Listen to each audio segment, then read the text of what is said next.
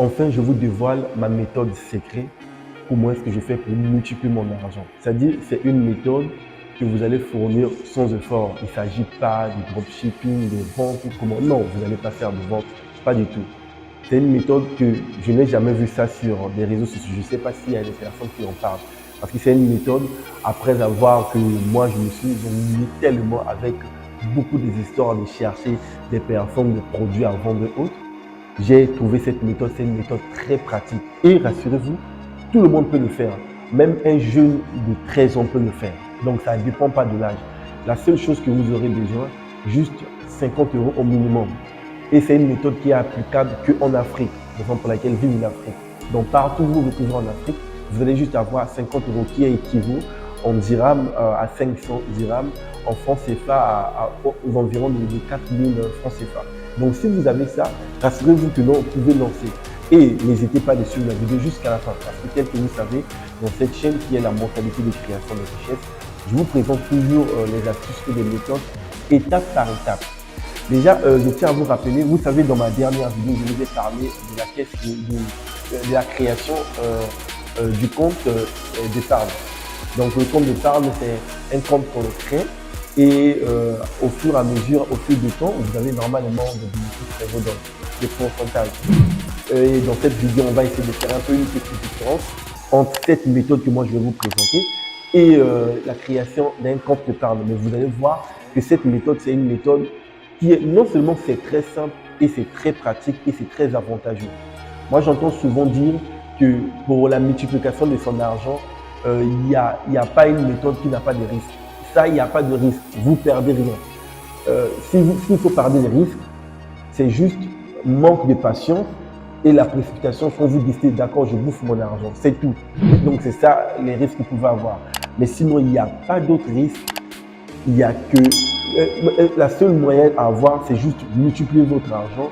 Et sans plus tarder, on se retrouve derrière ma caméra pour que je vous présente cette méthode étape par étape.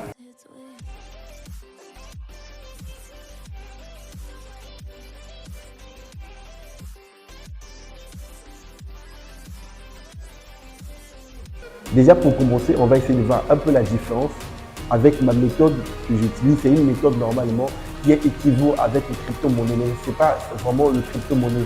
C'est une méthode que je peux dire que moi-même j'ai utilisée, que j'utilise, que je vais vous partager. Vous allez vraiment trouver que c'est une méthode très pratique et très simple.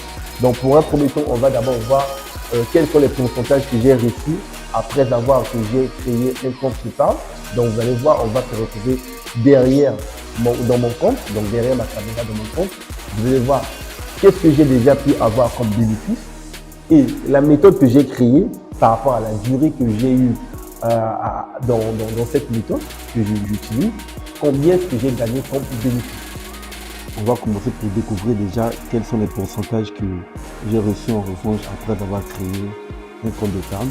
Donc pour les personnes qui ne savent pas encore, le compte d'épargne c'est un compte concret, c'est un compte qui est totalement déjà gratuit.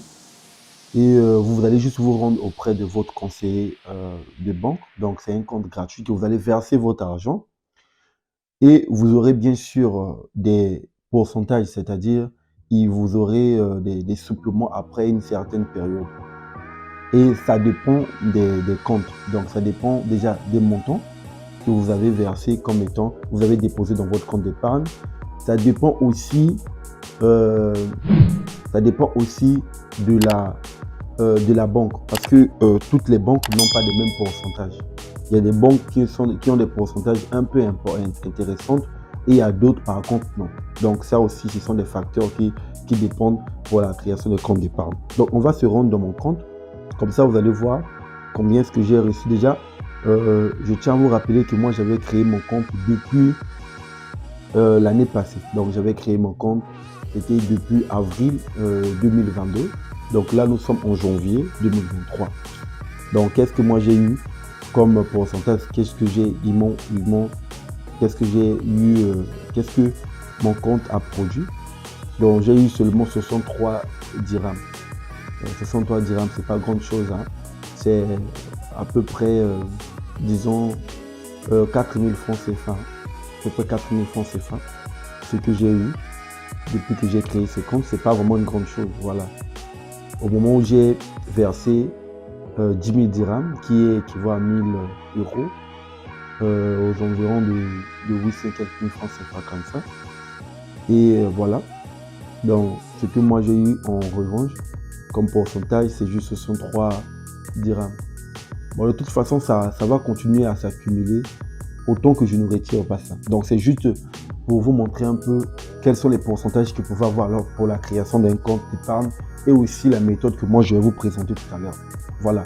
Donc là, vous voyez déjà que pour la création d'un compte d'épargne, pour moi, c'est pas grande chose pendant la même durée en fait. Maintenant, passons par cette méthode que moi je pratique en parallèle de cette méthode que je trouve même qui est mieux que la création d'un compte d'épargne. Donc, la méthode que je souhaite vous proposer, c'est une méthode très simple. Donc, il s'agit juste d'acheter des zéros, donc de faire des échanges de zéros lorsque c'est en baisse et de les revendre lorsque les zéros augmentent. Voilà, je vous donne un exemple. Il s'agira tout simplement de suivre les clients en passant par ce que moi j'ai eu à faire récemment quand j'ai su par rapport à mes zéros.